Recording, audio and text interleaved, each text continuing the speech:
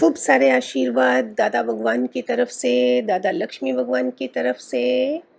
आज किन्हीं भक्तों के अंदर होगा कि हम दादा भगवान की जीवनी सुने, तो वही प्रेरणा आई है और उनकी जीवनी पर ये टॉपिक चला है।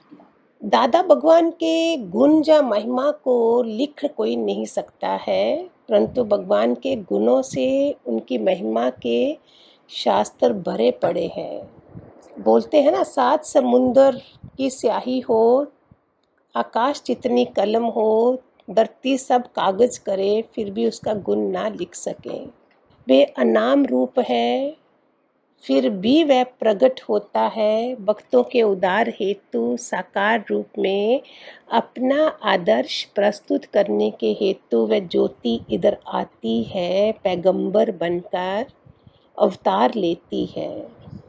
दादा भगवान करुणा प्रेम के सागर, महात्मा प्रभु पार ब्रह्म परमात्मा, अकथनीय अमर दिव्य ज्योति, अमृत दाता, निर्विकार निरंजन, चंद्रमा जैसे शीतल, पूर्ण भगवान, अद्वितीय अलौकिक अद्भुत आनंद प्रेम व करुणा की मूर्ति, सच्चे भगवान निराकार रूप धारण कर जग में भक्तों के उद्धार के लिए प्रकट हुए। ब्रह्म ज्ञानी आप परमेश्वर, चरम की जुबान इन दिव्य पार ब्रह्मा परमात्मा को क्या वर्णन कर सकती है। उनका जीवन शांत, मौन, अखंड आनंद से भरपूर अद्भुत था। कुछ दिव्य कथाएं पैगंबर की लिख सकते हैं जो भक्तों ने देखी। जीवन सामने आदर्श अनुभव प्रकाश है, पैगंबर का जीवन ही ज्ञान है। ऐसे सच्चे पैगंबर धरती पर है तो कईयों का उद्धार होता है, वैसे भी उनके वाइब्रेशन सृष्टि पर रहते ही हैं। ऐसे पूर्ण दादा भगवान इस पृथ्वी पर सन 1891 में 3 जनवरी को प्रकट हुए। Born with A golden spoon in mouth. बचपन से ही उनका जीवन साधारण मनुष्य से कई गुना पवित्र और पावन था। दादा भगवान का बचपन भी असाधारण रहा। उनकी करुणा का दीदार उनके विद्या अध्ययन के समय भी मिलता था। खुद पूर्व जानकारी रखते हुए भी दूसरों के उद्धार के लिए अध्यापक से अब प्रश्न करते थे, टीचर से प्रश्न करते थे ताकि उन्हें पूरा उत्तर मिल सके। निष्कामना का गुण भी पहले से ही था। जैसे रविवार के दिन लोगों का डाक व तार मिलने की कठिनाई होती थी तो पहले ही इकट्ठे करके रखते थे ताकि ज़रूरत के समय सबका काम निकले। सृष्टि में हर पैगंबर का जीवन कुछ खास विशेष कर्म के लिए होता है।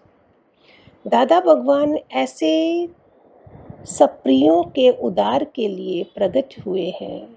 उस समय हैदराबाद सिंध में स्त्रियों पर खूब अत्याचार थे। खास त्योहारों पर जब उनके मायके से ससुराल से कुछ कम मिलता था, विधवा से भी अत्यंत क्रूर व्यवहार होता था। इस प्रकार दुखी होकर कितनी स्त्रियां अपने को आग लगाकर मर जाती थी। ऐसी स्त्रियों की दुर्दशा देखकर दादा भगवान को अत्यंत करुणा होती थी कि कैसे इन अबोध स्त्रियों को कष्टों से छुड़ाया जाए। उनका हृदय कोमल था। वे ऐसा सच्चा व दृढ़ संकल्प उनका पूरा होकर ही रहा जो कई स्त्रियों को ताकत मिली है। जीने की कला खुद सीखकर औरों को भी ताकत देती है। दादा भगवान का व्यवहारिक जीवन 40 वर्ष सुख आराम से ही बीता। व्यवहारिक जीवन में भी उनको रमज थी, हाउ टू लिव। दुनिया में कई लोगों को दौलत है पर दिल नहीं है, दिल है तो दिमाग नहीं। दादा भगवान हर तरह से शहंशाह होकर रहे। कपड़ों के उनके कारखाने थे, विदेशों में उनका आना जाना था। मौज ऐसी भी थी जो मेहमान आता था तो उनके लिए नई गाड़ी लेते थे, फिर उनको घुमा फिरा कर बेच देते। कपड़े की दुकान में भी शक्ल पहचान लेते थे, किस क्वालिटी का है, उसे उस तरह का कपड़ा दिखाकर बिना बात के एक शब्द में सौदा कर लेते। एक बार दादा भगवान ने एक आदमी की तन मन से तकलीफ के समय बहुत मदद की। वह आदमी इतना शुक्राना करने लगा जो उसने कहा, मैं अपनी चमड़ी के जूते भी बनाकर पहनाऊं तो भी आपका एहसान नहीं उतार सकता। परंतु दादा भगवान ने ज़रूरत के समय कुछ कहा तो उसने चमड़ी क्या दमड़ी से भी मदद ना की। ऐसे भी भगत मिलते हैं, ऐसे भी भगत मिलते हैं। उनका क्या जाता है पैगंबर का। ये भी एक तरफ से अच्छा ही हुआ, भगवान ने बचपन से ही देना सीखा था, लेना नहीं। दादा भगवान को व्यापार के कारण विदेश में आना जाना पड़ता था। एक बार भगवान ने विदेश में थे, उनके पास केवल 4 आने बचे थे और आने जाने के रास्ते बंद थे। पैसा भी बाहर से आ जा नहीं सकता था। दादा भगवान बस की लाइन में खड़े थे। अचानक ख्याल आया कि इधर ही शरीर छूट जाए तो कोई लाश उठाने वाला भी नहीं होगा। उसी समय एक आदमी आया और भगवान से कहा कि उसे हीरे खरीद दो। भगवान ने उसे 1 लाख के हीरे खरीद के दिए और 10,000 उनको कमीशन मिली। ये है निराकार की महिमा। पैगंबर के लिए कहाँ से आता है, किस रूप में आता है।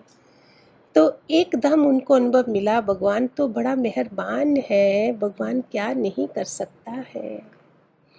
दादा भगवान का कपड़ा बेचने का भी ढंग था। ऑर्डर पर कपड़ा बनवाते, एक डिज़ाइन का 2-2 मीटर कपड़ा बनवाते, पैसा पूरे थान का देते, नहीं तो मिल वाले बनाकर नहीं देंगे। फिर दादा भगवान बेचते भी उसी हिसाब से और बड़े बड़े घराने की स्त्रियां बड़े शौक से कपड़ा पहनती, क्योंकि एक को जैसा कपड़ा दूसरे के पास नहीं हो सकता था। वे बड़े शान से कहती, हमने दादा भगवान से कपड़ा खरीदा है।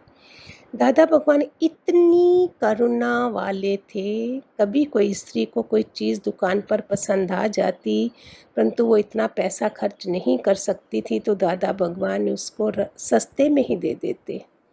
वे इतनी खुश हो जाती और सभी को सुनाती। सभी को कपड़ा बड़े प्रेम से दिखाते, चाहे उन्हें मालूम भी होता है कि इसने कपड़ा नहीं खरीदना है तो भी बड़े प्यार से दिखाते। कभी उनके लड़के नाराज़ भी होते थे तो दादा भगवान कहते, इसमें भी हमारा फ़ायदा ही है। इस बहाने कपड़े को हवा भी लग जाती है और कहीं कोई कीड़ा छिपा होगा वह भी निकल जाएंगे। फिर एक दिन प्रकृति की लीला बदल गई, क्योंकि भगवान का अब प्रकृति को ज्ञान प्रकाश करना मंजूर था। व्हाट ए ब्यूटीफुल नाम। मैं तो आंखों में आंसू आ जाए ऐसा पढ़ते पढ़ते। अभी भी देखो, आज भी कितने सालों हो गए और आज भी ऐसे लग रहा है कि सामने कौन है, किसकी पढ़ें और किसकी जीवनी देखें हम।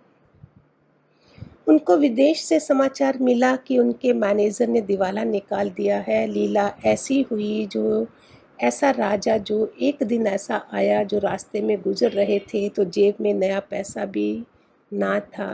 प्रकृति की लीला देखकर शांत में बगीचे में एकांत में जाकर बैठे।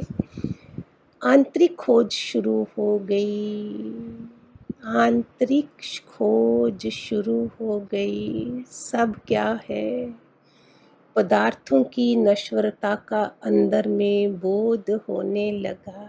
एक दिन एक ज्योतिषी ने दादा भगवान का हाथ देखकर कहा, आपके हाथ में राजाई लिखी हुई है।